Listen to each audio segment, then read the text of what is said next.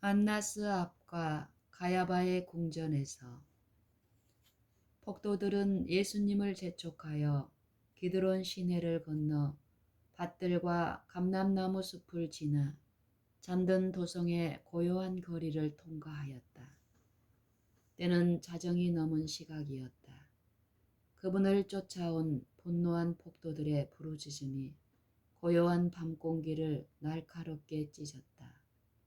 구주께서는 포박되어 엄중한 감시를 받았으며 고통스럽게 발을 옮겨 놓으셨다. 그러나 그분을 사로잡은 자들은 길을 재촉해서 전임 대제사장 안나스의 궁전으로 데리고 갔다. 안나스는 제사의식을 집전하는 제사장 가문의 우두머리였으며 그의 나이를 존중하여 백성은 그를 대제사장으로 대우하였다. 사람들은 그의 권고를 하나님의 음성인 것처럼 추구하고 실행하였다. 성직자의 권력에 의해 잡혀온 예수님을 그가 먼저 보아야 했다. 경험이 부족한 가야바가 저희가 도모하고 있는 목적을 이루는 데 실패하지 않을까 하는 염려로 제수를 신문하는 일에 안나스는 반드시 참가해야 하였다. 여하튼 간에 그리스도를 정죄하지 않으면 안 되었으므로 그의 재치와 교활과 음흉이 이런 기회에 사용되어야 하였다. 그리스도께서는 사내들인 앞에서 정식으로 신문을 받을 것이었지만 안나스 앞에서 예비적인 신문을 당하셨다. 로마의 통치하에서 사내들이는 사형을 집행할 수 없었다.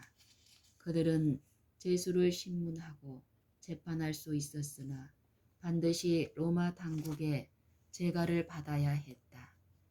그러므로 로마인들이 죄인으로 인정할 수 있는 혐의를 예수께 뒤집어 씌울 필요가 있었고 유대인들의 눈에도 그분이 정죄받을 만한 재상이 발견돼야만 하였다. 적지 않은 제사장들과 관원들이 그리스도의 가르치심으로 죄를 깨닫게 되었으나 그들은 다만 파문이 무서워서 그리스도를 시인하지 못하였다. 제사장들은 우리 율법은 사람의 말을 듣고 그 행한 것을 알기 전에 판결하느냐 라고 질문한 니고데모의 말을 잘 기억하고 있었다. 요한복음 7장 51절. 이 질문은 한동안 회의를 중단시켰으며 그들의 계획을 좌절시켰다. 지금 회의에는 아리마대 사람 요셉과 니고데모가 소집되지 않았으나 공의의 편에 서서 대담히 말할 수 있는 다른 사람들이 있었다. 신문은 그리스도를 대적하는 일에 사내들인 회원들을 연합시키는 방향으로 진행되어야만 하였다. 제사장들은 두 가지 혐의를 주장하고자 했다. 만일 예수님이 참남된 자라는 사실을 입증할 수 있다면 그분은 유대인들의 정죄를 받을 것이요 소요죄가 확인된다면 로마인들의 정죄를 받게 될 것이었다. 안나스는 먼저 둘째 혐의를 성립시켜 보려고 노력하였다. 그는 자기가 이용할 수 있는 재료가 될 어떤 말이 제수에게서 나오기를 기대하면서 예수님에게 그분의 제자들과 교리에 대하여 질문하였다. 안나스는 예수님이 새 왕국을 세울 목적으로 어떤 비밀 단체를 조직하려 했다는 사실을 밝힐 수 있는 말을 유도해 낼 수 있으리라고 생각했다.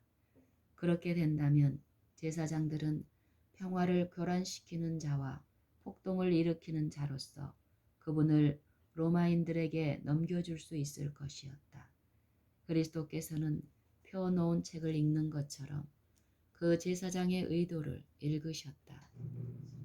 그분에게 질문하는 자의 가장 깊은 마음을 아시고 예수께서는 그분과 그분을 따르는 자들 사이에 어떤 비밀스러운 연합관계가 있거나 혹은 그분이 자신의 계획을 감추기 위하여 은밀한 장소에서 비밀이 그들을 모았다는 것을 부인하였다.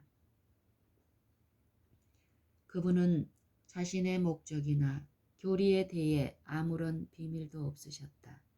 예수께서는 내가 드러내어 놓고 세상에 말하였노라. 모든 유대인의 모이는 회당과 성전에서 항상 가르쳤고 은밀히는 아무것도 말하지 아니하였다. 라고 대답하셨다. 구주께서는 자신의 일하는 방법을 당신을 비난하는 자들의 일하는 방법과 대조시키셨다. 여러 달 동안 그들은 그분을 함정에 빠뜨리고 그분을 비밀 법정에 세워 그곳에서 정당한 방법으로 얻을 수 없었던 위증을 얻어내려고 노력하면서 그분을 쫓아다녔다. 이제 그들은 그 같은 저희의 목적을 실행에 옮기고 있었다. 폭도들에 의한 한밤중의 체포와 아직 정죄도 받지 않고 기소도 되기 전에 그분을 조롱하고 욕설을 퍼붓는 것은 그들이 일하는 방식이었지 예수님의 방식은 아니었다. 그들의 행동은 율법의 입에 되었다. 저희의 법은 모든 사람은 죄가 밝혀질 때까지는 무죄한 자로 취급되어야 한다고 말했다. 제사장들은 저희 자신의 법으로 정죄를 받았다. 예수께서는 당신에게 질문하는 자를 돌아보시면서 어찌하여 내게 묻느냐 라고 말씀하셨다. 제사장들과 관원들은 그분의 행동을 감시하고 그분의 모든 말씀을 보고할 첩자들을 보내지 않았던가. 이 첩자들이 백성의 모든 집회에 참석하여 그분이 하시던 말씀과 행동을 모두 다 제사장들에게 보고하지 않았던가. 내가 무슨 말을 하였는지 들은 자들에게 물어보라. 저희가 나의 하던 말을 아느니라. 곧 예수께서 대답하셨다. 안나스는 이 같은 결정적인 대답에 말문이 막히고 말았다. 그가 덮어두기를 원하는 그의 행실에 대하여 그리스도께서 말씀하시지 않을까 하는 두려움으로 그는 그리스도께 더 이상 말을 걸지 못했다. 그의 관리들 중 한 사람이 안나스가 잠잠한 것을 보고 분노하여 예수의 얼굴을 치면서 내가 제사장에게 이같이 대답하느냐 라고 말했다. 그리스도께서는 침착하게 내가 말을 잘못하였으면 그 잘못한 것을 증거하라. 잘하였으면 네가 어찌하여 나를 치느냐 라고 대답하셨다. 그분은 보복에 불타는 말씀을 하지 않으셨다.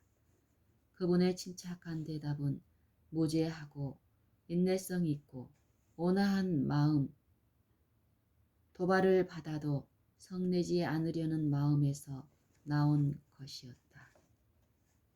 그리스도께서는 능욕과 모독으로 심한 고통을 받으셨다. 그분은 당신이 창조하고 또 위하여 무한한 희생을 치르시려고 하는 자들의 손에 온갖 모욕을 당하셨다. 그분은 당신의 완전한 거룩함과 죄에 대한 당신의 증오심에 비례하여 고통을 당하셨다. 악마들처럼 행동하는 사람들로부터 당하는 시련은 그분에게 끊임없는 희생이었다. 사단의 지배 아래 있는 인간들에게 둘러싸이는 것이 그분에게는 몸소리 나는 일이었다. 그분은 신성의 능력을 발휘하여 일순간에 당신을 잔인하게 괴롭히는 자들을 죽일 수 있다는 사실을 알고 있었다. 이것이 시련을 더욱 견디기 힘들게 하였다.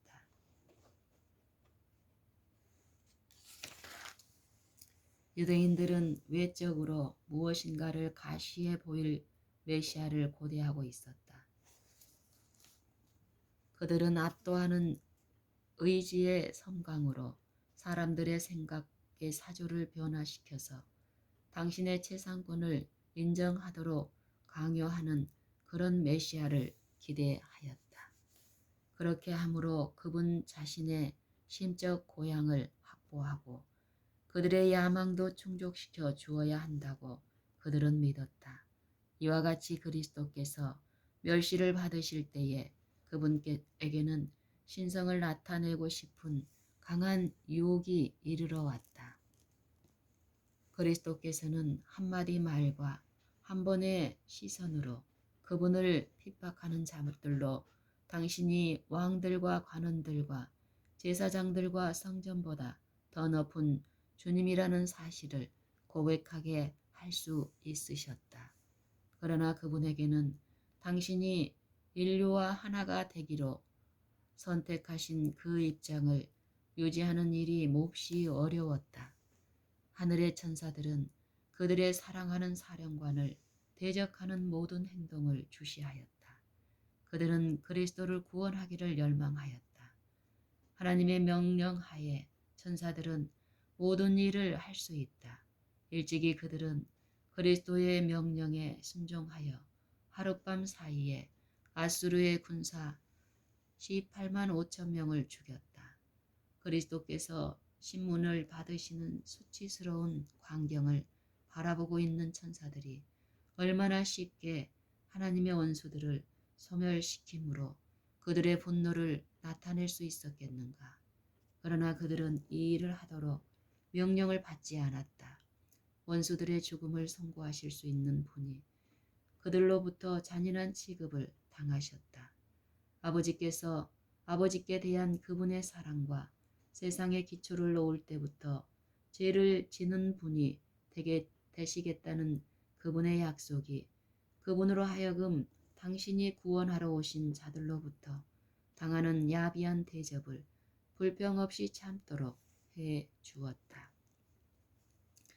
당신에게 던져지는 인간들의 모든 조롱과 모욕을 인성으로 견디시는 것이 그분의 사명의 일부였다. 인간의 유일한 희망은 그분이 사람들의 손과 마음에서 빚어지는 온갖 것들을 견디어내는 이와 같은 그리스도의 순종에 달려 있었다. 인간의 유일한 희망은 그분이 사람들의 손과 마음에서 빚어지는 온갖 것들을 견디어내는 이와 같은 그리스도의 순종에 달려 있었다. 그리스도께서는 당신을 고소하는 자들이 책잡을 만한 아무런 말씀도 하지 않으셨다. 그러나 그분은 포박을 당하셨는데 이는 그분이 정죄를 받으셨다는 의미였다. 하지만 처벌에 대한 구실이 있어야 했다. 법률이 요구하는 신문의 형식을 갖출 필요가 있었다. 당국자들이 이 일을 급히 서두르기로 결심했다. 그들은 예수님이 백성의 지지를 받고 있다는 사실을 알고 있었으므로 만일 그들이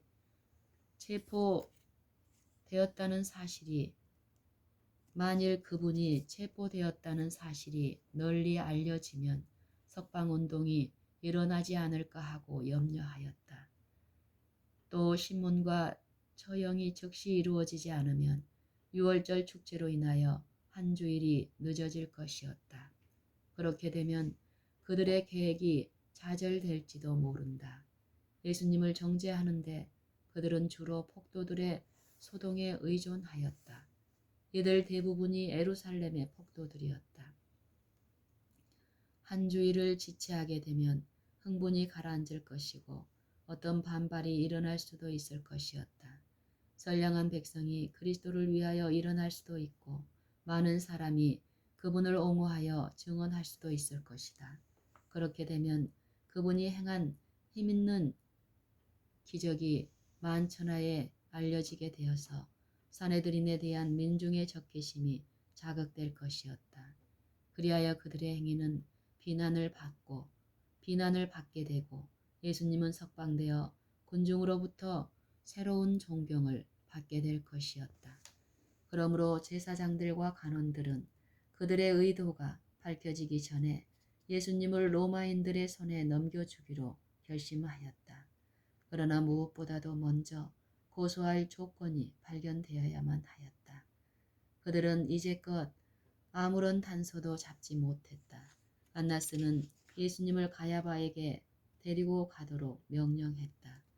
가야바는 사두개파에 속해 있었고 그들 중에 얼마는 지금 예수님의 가장 지독한 원수였다. 가야바는 덕성이 없었으며 안나스처럼 가혹하고 무정하며 파렴치하기 이를 데 없는 사람이었다. 그는 예수님을 죽이기 위하여 수단과 방법을 가리지 않을 것이었다. 때는 아직 어둠이 깔린 이른 아침이었는데 무장한 무리가 죄수를 데리고 횃불과 등불을 밝히고 대제사장의 궁전을 향하여 나아갔다. 사내들인 회원들이 모이고 있는 동안 그곳에서 안나스와 가야바가 다시 예수님에게 질문을 했으나 아무런 결과도 얻지 못했다. 법정에서 의회가 소집되자 가야바는 의장석에 앉았다. 양편에는 재판관들과 신문에 특별한 관심을 가진 자들이 앉아 있었다. 의장석 아래 신문대에는 로마 군병들이 배치되어 있었고 예수께서는 신문대 맨 아래 단에 서 계셨다. 모든 군중의 시선이 예수님에게 집중되어 있었고 모두 다 극도로 흥분해 있었다. 그들 중 오직 예수님 한 사람만이 침착하고 평온하셨다. 그분을 두르고 있는 바로 그 분위기는 거룩한 가마로 가득 찬 것처럼 보였다. 가야바는 예수님을 그의 적수로 간주해 왔었다. 구주의 말씀을 들으려고 하는 백성의 열성과 그분의 가르치심을 즉시 받아들이려는 것처럼 보이는 그들의 태도가 대제사장의 맹렬한 질투심을 일으켰다. 그러나 가야바는 그 제수를 바라보고 예수님의 고상하고 존귀한 외모에 감탄하였다. 그는 이 사람이 하나님께 속했다는 확신을 갖게 되었다. 그러나 다음 순간 그는 경멸하며 그 생각을 물리쳐 버렸다.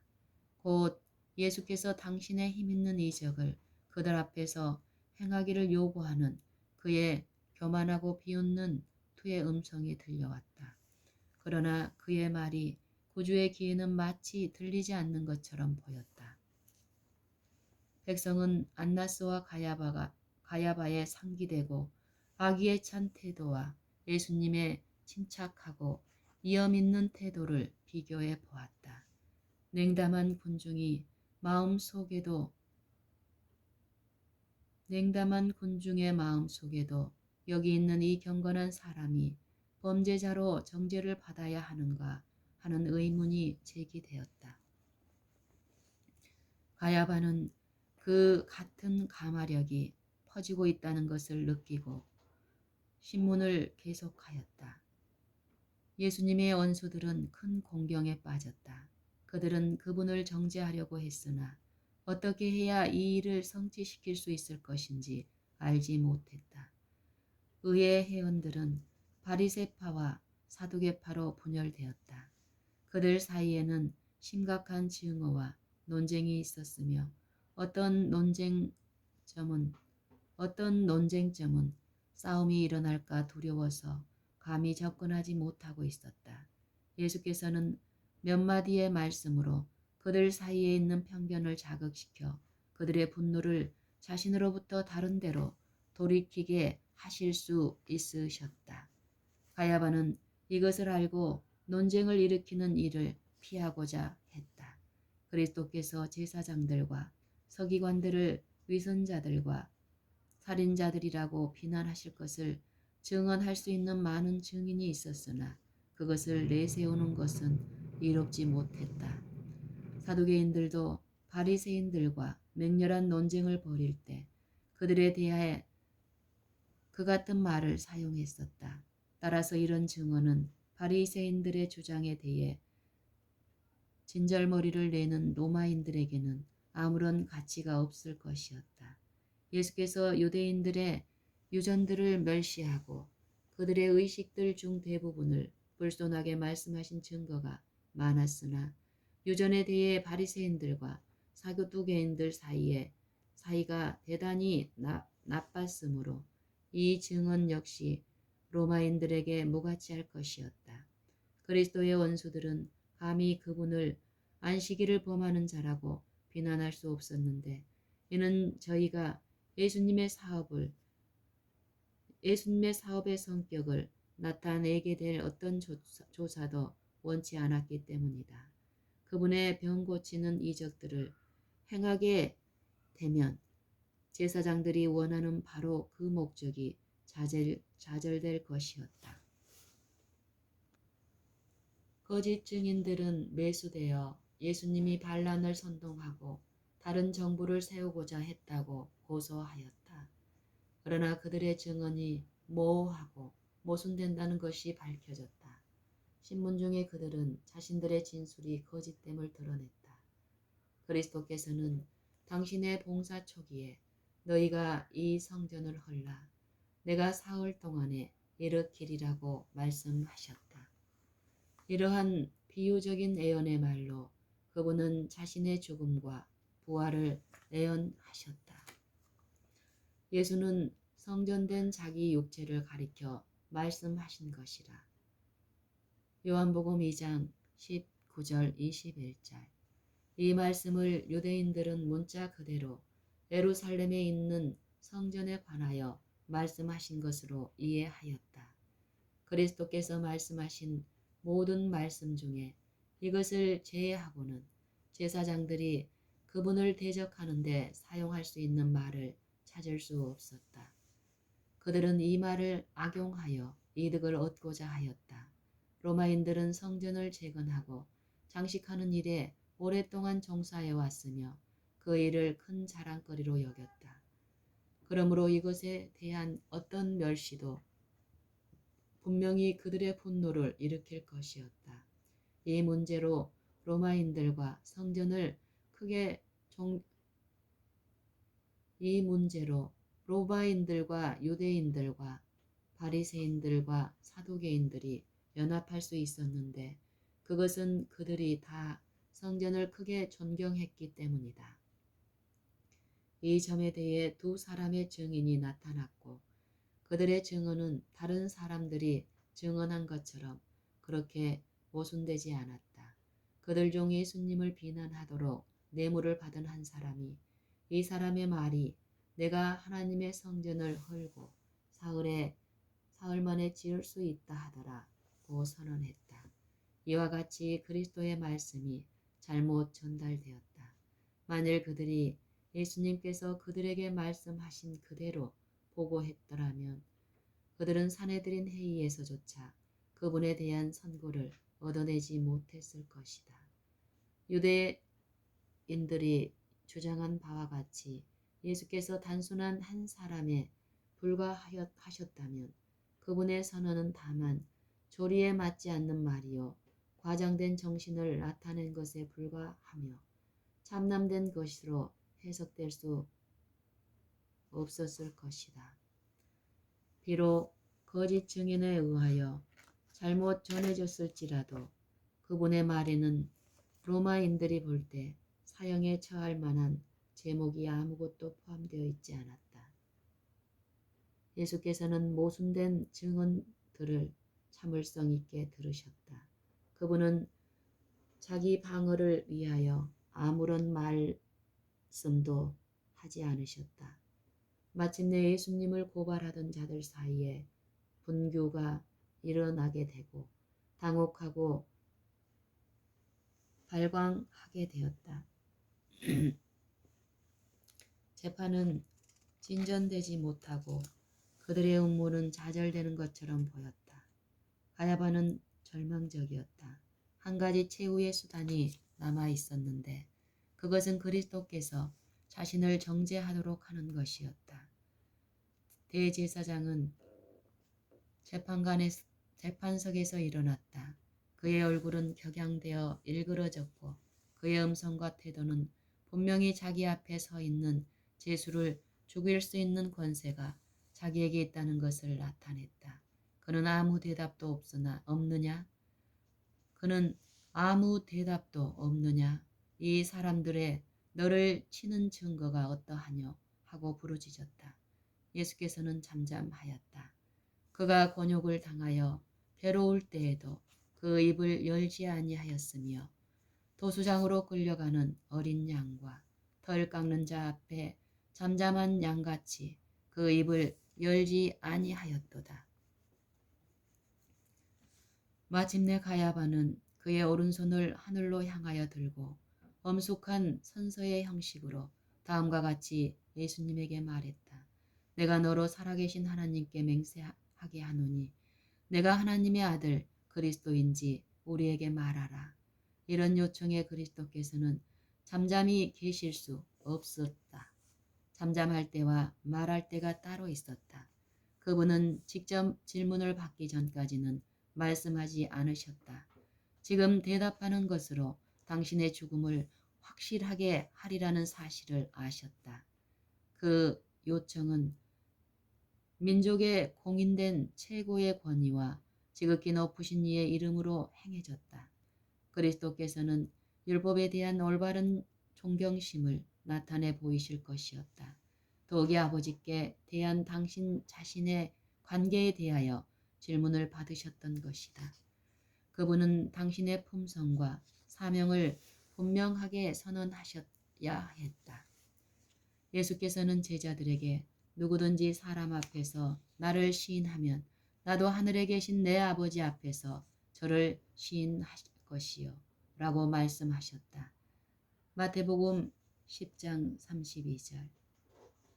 이제 그분은 당신의 모본으로서 그 교훈을 반복하셨다. 예수께서 네가 말하였느니라 고 대답하실 때에 모든 사람이 그 말씀에 귀를 기울였고 모든 사람의 눈이 그분의 얼굴에 집중되었다. 예수께서 덧붙여서 그러나 내가 너희에게 이르노니 이후에 인자가 권능의 우편에 앉은 것과 하늘 구름을 타고 오는 것을 너희가 보리라 고 말씀하실 때에 하늘의 빛이 그분의 창백한 얼굴을 비추는 것처럼 보였다. 잠시 동안 그리스도의 신성은 그분의 인성의 자태를 통하여 빛났다. 대제사장도 구주의 꿰뚫어보는 시선 앞에 두려워 떨었다. 그 시선은 제사장의 숨겨진 생각을 읽고 그의 마음을 꿰뚫는 것처럼 보였다. 그는 일생 동안 핍박받으시던 하나님의 아들의 그 엄숙한 시선을 결코 잊을 수 없었다. 예수께서는 이후에 인자가 권능의 우편에 앉은 것과 하늘 구름을 타고 오는 것을 너희가 보리라고 말씀하셨다. 그리스도께서는 이 말씀 가운데서 그때에는 정반대되는 장면이 일어날 것을 보여주셨다. 생명과 영광의 주로서 그분은 하나님 우편에 앉을 것이다. 그분은 온 세상의 재판관이 되실 것이며 그분의 판결에는 상소할 수 없을 것이다. 그때의 모든 은밀한 일이 하나님의 얼굴의 빛 가운데 드러나게 될 것이며 각 사람은 행한 대로 심판을 받을 것이다. 그리스도의 말씀은 대제사장을 깜짝 놀라게 하였다. 죽은 자의 부활이 있으며 그때의 모든 사람이 하나님의 법정에 서서 그들의 행위에 따라 보응을 받으리라는 생각은 가야바에게 공포심을 주었다. 그는 장래에 자신의 행위대로 선고를 받으리라는 사실에 대하여 믿기를 원치 않았다. 최후의 심판의 광경이 파노라마처럼 그의 마음에 밀려 들어왔다. 잠시 동안 그는 무덤들이 죽은 자들을 내어주는 무서운 광경과 그가 영원히 감추어지기를 바랐던 비밀들을 보았다. 잠시 동안 그는 마치 영원한 재판관 앞에 서 있는 것처럼 느꼈고 만물을 보시는 재판관의 눈이 그의 심령을 읽으며 죽은 자와 함께 감추어졌다고 생각한 비밀들이 밝히 드러나는 것을 느꼈다. 그 광경이 제사장의 환상에서 사라졌다. 그리스도의 말씀은 사두개인인 그의 급소를 찔렀다. 가야바는 부활과 심판과 내세에 관한 교리를 부인하였다. 이제 그는 사단과 같은 분노로 발광하였다. 자기 앞에 있는 이 죄수가 자기가 가장 소중히 여기는 학설을 논박하려고 하는가. 그는 자신이 짐짓 가장하고 있는 공포를 백성이 보도록 그의 애복을 찢으면서 단도직입적으로 죄수가 참남된 말을 했으므로 정죄를 받아야 한다고 주장했다. 그는 저가 참남한 말을 하였으니 어찌 더 증인을 요구하리요. 보라, 너희가 지금 이 참남한 말을 들었도다 라고 말했다. 그들은 모두 예수님을 정죄하였다. 분노가 뒤섞인 확신이 가야바로 하여금 그처럼 행동하게 했다. 그는 그리스도의 말씀을 믿는 자기 자신에 대해 격분했다. 그는 진리에 대한 깊은 진리에 대한 깊은 자각으로 자기의 마음을 찢고 예수님이 메시아라고 고백하는 대신에 그것을 결정적으로 거절한다는 뜻으로 자신의 제사장 예복을 찢었다. 이 행위에는 깊은 뜻이 있었다. 가야바는 이 의미를 전혀 깨닫지 못했다. 재판관들에게 영향을 주어서 그리스도를 정죄케 한 이 행위로 대제사장은 자기 자신을 정죄했다. 하나님의 율법에 의하면 그는 제사장의 자격을 상실한 것이다. 그는 자기 자신에게 사형을 선고한 것이다. 대제사장은 자기 의복을 찢어서는 안 되었다. 레인의 율법에 의하면 이것은 사형에 해당하는 금지된 행위였다. 어떤 환경이나 어떤 경우에도 제사장은 그의 예복을 찢지 못하게 되어 있었다. 유대인들 중에는 친구가 죽었을 때에 옷을 찢는 풍속이 있었으나 이 풍속을 제사장들은 지키지 말아야 했다. 이것에 관하여 그리스도께서는 모세에게 분명히 명령하였다. 레위기 10장 6절. 제사장이 입는 모든 것은 완전하고 흠이 없어야 했다. 아름다운 제사장들의 공식 의상들은 크신 원형이신 예수 그리스도의 품성을 대표하였다. 의복과 태도, 말과 생각에 있어서 완전함만을 하나님께서 받으실 수 있었다. 하나님은 거룩하시니 그분의 영광과 완전함이 지상 봉사에서 나타나야만 하였다. 완전함만이 하늘 봉사의 신성함을 올바르게 나타낼 수 있었다. 유한한 인간은 죄를 뉘우치고 겸손한 정신을 나타냄으로써 자신의 마음을 찢어야만 하였다. 하나님께서는 이것을 분간하실 것이다. 그러나 제사장의 예복은 찢지 말아야 했는데 그 이유는 이것이 하늘의 사물에 대한 표상을 훼손한 것이기 때문이다. 찢어진 예복을 입고 감히 거룩한 직무에 나아가 성전 봉사에 임하려는 대제사장은 스스로 하나님과의 관계를 끊는 것으로 간주되었다. 그의 의복을 찢음으로 그는 상징적인 정죄를 띤 직분으로 그의 의복을 찢음으로 그는 상징적인 성격을 띤 직분으로부터 자기 자신을 끊어버렸다. 그는 이제 더 이상 의식을 직무하는 제사장으로서 하나님께 간합되지 못하였다. 가야바가 나타낸 행동은 인간의 격정과 불완전함을 나타내었다. 자신의 의복을 찢음으로 가야바는 사람들의 유전을 따르기 위하여 하나님의 법을 무효로 만들었다. 참남된 사건에 제사장이 그 죄를 보고 무서워서 자기의 의복을 찢는 경우에는 죄가 없도록 인간이 만든 법이 준비되어 있었다. 이와 같이 하여 하나님의 법은 사람들의 율법으로 인하여 효력을 잃게 되었다. 대제사장의 모든 행동을 백성은 관심을 가지고 바라보았으며 가야바는 그의 경건을 나타내는 것이 효과가 있을 것이라고 생각했다. 그러나 그리스도를 비난하려고 계획된 이 행동으로 그는 하나님께서 내 이름이 그에게 있음이니라 고 말씀하신 그분을 모욕하고 있었다. 출애굽기 23장 21절. 그는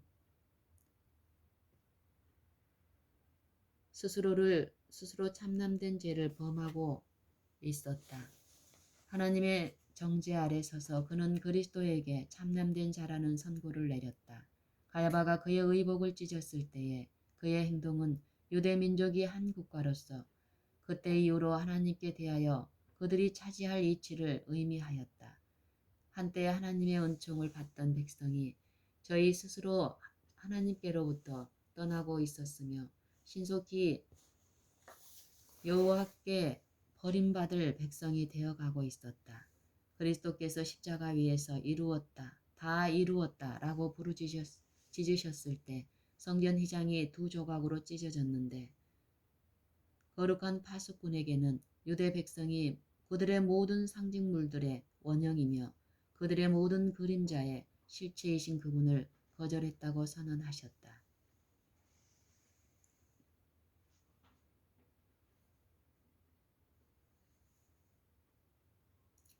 이스라엘은 하나님에게서 끊어졌다. 가야바가 크신 대제사장의 상징이라고 주장했던 대로 그러한 뜻을 지닌 그의 의복을 찢은 것은 당연한 일인지도 모른다. 왜냐하면 더 이상 그 옷은 그와 백성에게 아무런 의미가 없었기 때문이다. 대제사장이 자기 자신과 자기 만족에 대한 공포에 눌려 의복을 찢은 것은 당연한 일인지도 모른다. 사내들인이 예수님을 사형에 처하도록 선고했으나 밤에 제수를 심문하는 것은 유대인의 법에 어긋나는 일이었다. 합법적인 선고를 하기 위해서 낮에 성원이 된 의회 앞에서만 가능했고 합법적인 선고를 하기 위해서는 낮에 성원이 된 의회 앞에서만 가능했고 그 외의 다른 방법으로는 할 수 없었다. 그럼에도 불구하고 구주께서는 이제 유죄 선고를 받은 죄수로 취급되었고 가장 낮고 비리한 인간에게 학대를 받도록 내어준 바 되셨다. 대제사장의 관저는 개방된 정원으로 둘러싸여 있어서 군사들과 무리가 그곳으로 모여들었다.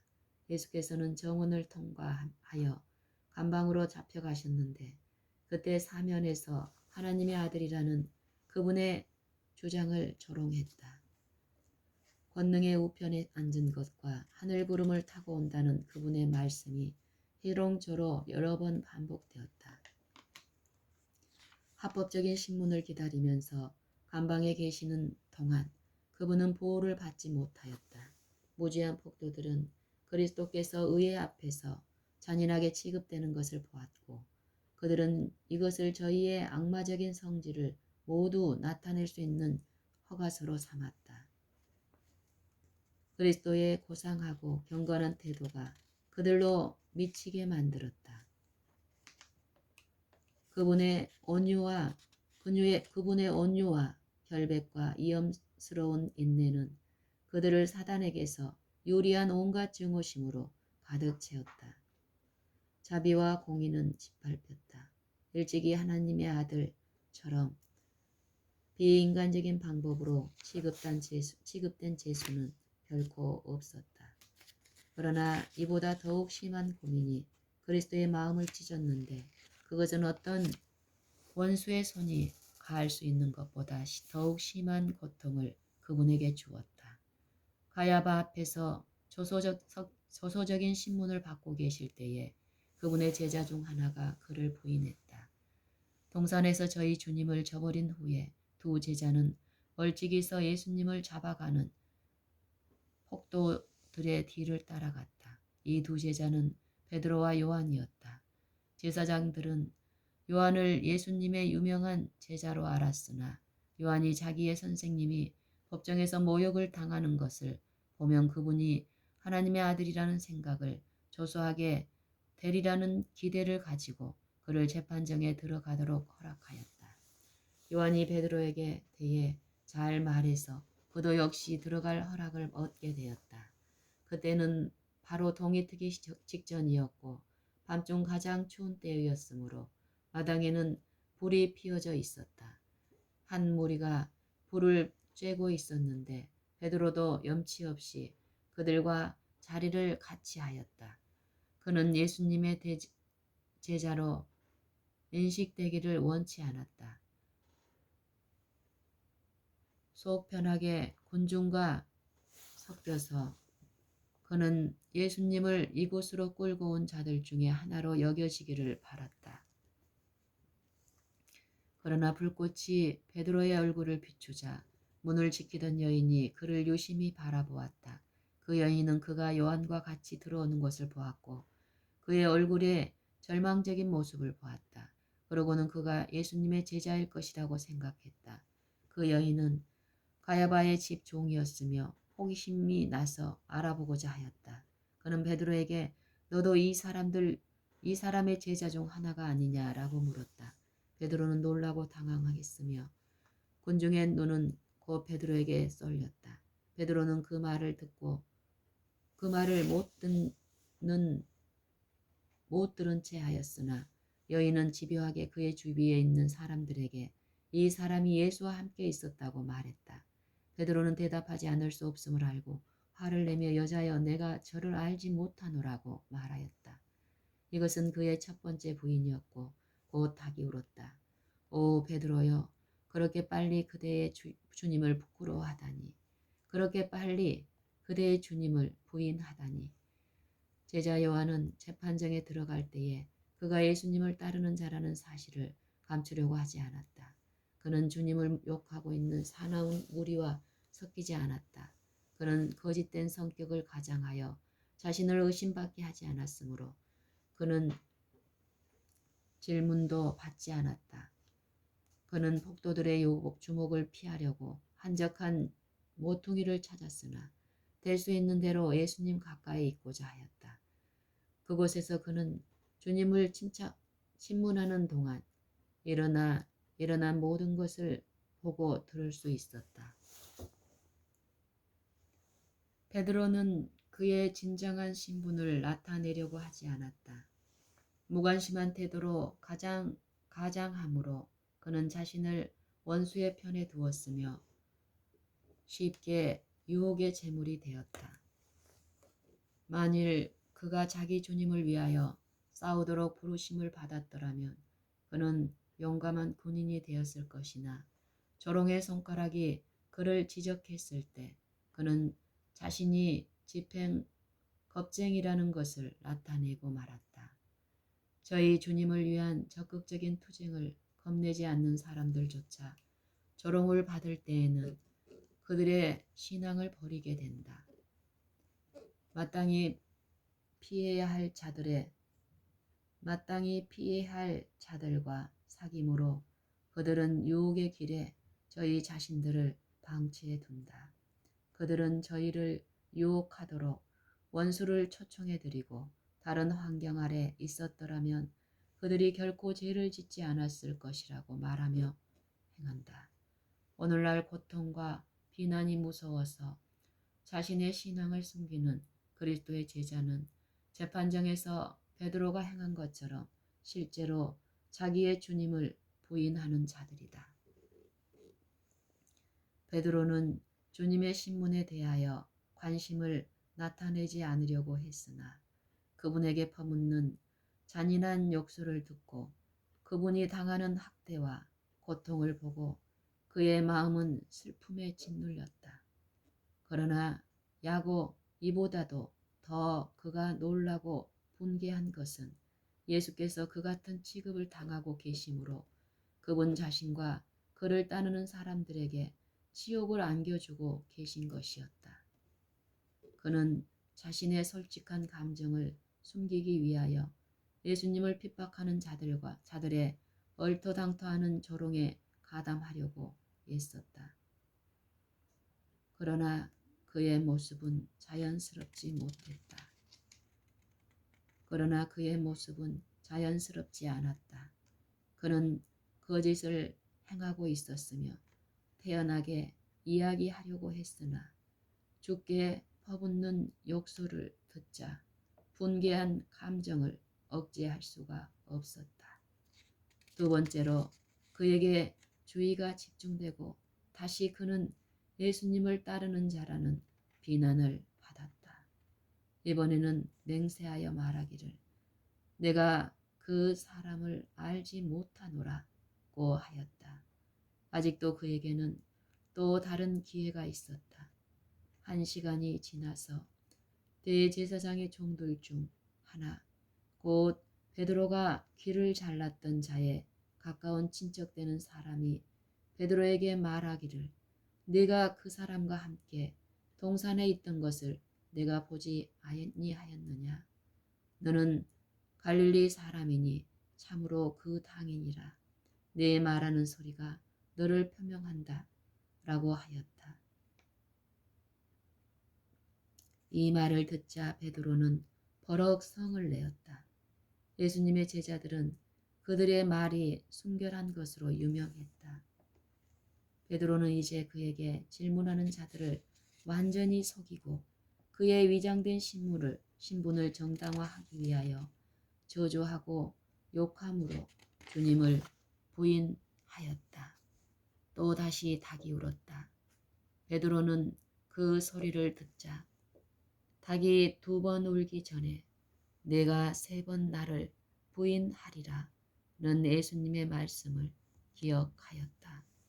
마가복음 14장 30절. 비열한 저주의 말이 베드로의 입술에서 바래지며 목청껏 울어대는 닭의 울음소리가 아직도 그의 귀에 울리고 있을 그때에 그주께서는 얼굴을 찌푸린 재판장들로부터 얼굴을 돌려 그분의 가련한 제자를 유심히 바라보셨다. 그와 동시에 베드로의 시선도 주께 이끌렸다. 그 부드러운 얼굴에서 그는 깊은 동정과 슬픔을 볼 수 있었을 뿐 분노의 그림자는 추워도 볼 수 없었다. 창백하고 고통에 차 있는 얼굴과 떨리는 입술과 동정과 용서의 정이 서린 그분의 모습은 화살처럼 그의 마음을 찔렀다. 양심은 일깨워졌다. 기억은 되살아났다. 베드로는 주님과 함께 옥에나 죽는 곳에라도 가겠다고 했던 불과 몇 시간 전에 그의 약속을 회상했다.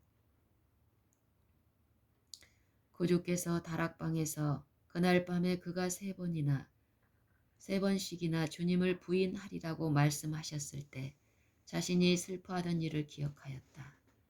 베드로는 방금 예수님을 모른다고 선언하였으나 이제 그는 매우 슬퍼하며 주께서 그를 얼마나 잘 아시며 자신도 알지 못하였던 거짓된 마음을 얼마나 정확하게 아셨는지를 깨달았다. 추억의 조수가 그에게 밀려들었다. 구주의 부드러운 자비, 그분의 친절과 오래 참으심, 과오를 범한 제자들을 대하시는 그분의 부드러우심과 인내 등 이 모든 일이 기억에 떠올랐다. 그는 시몬아, 보라 사단이 매일 까부르듯 하려고 너희를 청구하였으나 그러나 내가 너를 위하여 내 믿음이 떨어지지 않기를 기도하였노라. 고 하신 주님의 말씀을 회상하였다. 누가복음 22장 31절 32절. 그는 자신의 배운 망덕과 거짓과 거짓된 맹세에 대하여 두려운 마음으로 반성하였다. 베드로가 한 번 더 주님을 바라보았을 때 그는 한 괘씸한 손이 주님의 얼굴을 치는 것을 보았다. 그 장면을 보고 더 이상 참을 수 없어서 그는 비통한 마음으로 재판장에서 뛰쳐나왔다. 베드로는 홀로 외로이 어둠을 헤치고 나아갔다. 그는 어디로 가는지 알지 못했고 어디로 가든 상관하지 않았다. 마침내 그는 자신이 겟세마네 동산에 와 있는 것을 발견했다. 불과 몇 시간 전에 일어났던 광경이 그의 마음에 생생하게 떠올랐다.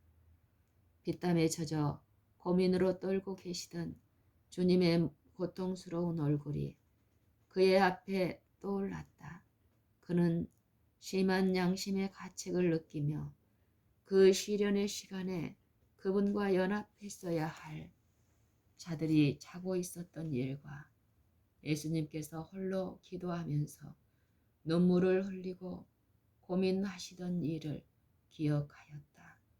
그는 시험에 들지 않게 깨어 있어 기도하라고 하신 예수님의 엄숙한 명령을 기억하였다.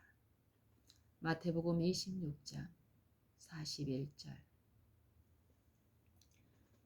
그는 다시 재판장에서 일어난 광경을 회상했다. 그가 구주의 굴욕과 슬픔에 가장 무거운 짐을 더했다는 사실을 알고 그의 애통하는 마음은 몹시 괴로웠다. 예수께서 당신의 아버지께 자신의 영혼의 고통을 토로하시던 바로 그곳에 와서 베드로는 얼굴을 땅에 대고 죽기를 원했다. 베드로가 큰 죄를 지을 길을 마련하고 있던 때가 비록 예수께서 베드로에게 깨어 기도하라고 명하셨는데도 자고 있던 바로 그때였다. 그 결정적인 순간에 잠을 잤으므로 제자들은 모두 큰 손실을 당했다. 그리스도께서는 그들이 통과해야 할 불같은 시련을 아셨다. 그분은 어떻게 사탄이 그들의 감각을 마비시켜서 그들로 시련을 대비하지 못하게 할 것인가를 아셨다. 그러므로 예수께서는 그들에게 경고를 주셨던 것이다. 동산에서 깨어 기도하면서 시간을 보냈더라면 베드로는 자기 자신의 연약한 힘만을 의지하도록 버려지지 않았을 것이다. 그는 주님을 부인하지 않았을 것이다. 제자들이 고민 가운데 계시는 그리스도와 같이 깨어 있었다면 그들은 십자가 위에서 고통당하시는 그분을 바라볼 수 있도록 준비되었을 것이다. 그분은 그분의 압도적인 고민의 성격을 어느 정도 이해하였을 것이다. 그들은 당신의 고통과 죽음과 부활에 대하여 예언하신 그분의 말씀을 회상할 수 있었을 것이다. 가장 어둡고 극심한 시련의 때에 희망의 빛이 어둠을 비춰서 그들의 믿음을 유지할 수 있게 했을 것이다. 날이 새자마자 사내들이는 다시 회의를 소집해서 예수님을 공회 앞에 끌어왔다. 예수께서는 자기가 하나님의 아들이라고 선언하셨고 그들은 그분의 말씀을 가지고 그분을 대적할 혐의로 삼았다. 그러나 그들이 이것으로 하나님을 정죄할 수는 없었다. 이는 그들 중 많은 사람이 야간 회의에 참석하지 못했고 그분의 이런 말씀을 듣지도 못했기 때문이다. 그리고 그들은 로마의 법정이 그분의 말씀에서 사형에 처할 만한 제목을 찾지 못할 것을 알았다. 그러나 예수님의 입술에서 그 말씀이 되풀이되어 나오는 것을 그들 모두가 다시 들을 수 있다면 그들의 목적은 이루어질 수 있었다. 그들은 메시아라는 그분의 주장을 선동적인 정치적 주장과 연계시킬 수 있을 것이었다. 그들은 내가 그리스도여든 우리에게 말하라고 하였다. 그러나 그리스도께서는 잠잠하셨다. 그들은 계속하여 그분에게 질문을 퍼부었다. 마침내 비통한 음조로 그분은 내가 말할지라도 너희가 믿지 아니할 것이요 내가 물어도 너희가 대답지 아니할 것이니라 고 대답하셨다. 그러나 그들이 핑계할 수 없도록 하기 위해 그분은 이제후로는 인자가 하나님의 권능의 우편에 앉아 있으리라고 엄숙한 경고를 덧붙여 말씀하셨다. 그러면 네가 하나님의 아들이냐? 라고 그들은 한 목소리로 물었다. 예수께서는 너희 말과 같이 내가 그니라고 말씀하셨다. 저희는 어찌 더 증거를 요구하리요? 우리가 친히 그 입에서 들었노라고 부르짖었다. 유대의 권력자들로부터 세 번째 선고를 받으셨으므로 예수께서는 죽으실 수밖에 없었다. 이제 필요한 일은 이 같은 선고에 대해 로마인들의 재가를 받기 위하여 그분을 그들의 손에 넘겨주는 것이었다. 그 다음에 세 번째로 그분을 욕하고 조롱하는 장면이 벌어졌는데 그것은 무지한 폭도들에게 받던 것보다 한층 더 심했다. 제사장들과 관원들이 참석한 바로 그곳에서 또 그들의 허락을 얻어 이 일이 벌어졌다. 모든 동정심이나 인도적인 감정은 그들의 마음에서 사라졌다. 만일 저들의 논법이 약해서 그분의 음성을 침묵시키지 못했다면 그들은 다른 무기들 곧 과학시대를 통하여 이단자들을 침묵시키는 데 사용되었던 고통과 폭력과 죽임과 같은 무기들을 사용했을 것이다. 재판관들이 예수님의 유죄를 선고하자 백성들은 악마처럼 분노에 사로잡혔다. 그들의 부르짖음은 야수의 소리와 같았다. 군중은 예수님에게 달려가서 그는 죄인이다. 그를 죽여라고 부르짖었다. 로마의 군병들이 없었던들 예수께서는 갈바리의 십자가에 못 박힐 때까지 살아계시지 못했을 것이다. 로마 당국이 관여해서 무력으로 폭도들의 폭력을 제지하지 않았더라면 그분은 재판관들 앞에서 갈갈이 찢기셨을 것이다. 이방인들은 아무 죄도 찾아낼 수 없는 사람을 야수처럼 취급하는 것을 보고 분개하였다. 로마의 관리들은 예수님에게 유죄를 선고하므로 유대인들이 로마의 권위를 침해했고 더군다나 그 자신의 증언만으로 사형을 선고하는 것은 유대인의 율법을 어기는 것이라고 선언했다. 그들의 개입이 사건 진행에 일시적인 소강 상태를 가져왔지만 유대인의 지도자들은 동정과 수치심에는 이미 무감각해져 있었다. 제사장들과 관원들은 그들이 가진 직분의 존귀함을 잊어버리고 추악한 형용 어구를 써서 하나님의 아들을 모욕하였다. 그들은 예수님의 가문을 들어 그분을 욕했다. 자신을 메시아라고 선언한 그분의 외람됨이 그분을 가장 수치스러운 죽음으로 이끌어 갔다고 그들은 말했다. 가장 방탕한 사람들이 구주를 파렴치하게 학대하는 일에 가담하였다. 박해하는 자들은 헌 옷을 그분의 머리에 씌우고 그분의 얼굴을 치면서 말하기를 그리스도야 우리에게 선지자 노릇을 하라. 너를 친 자가 누구냐? 라고 하였다. 그 헌 옷을 그분에게서 벗길 때에 한 초라하고 비루한 자가 그분의 얼굴에 침을 뱉었다.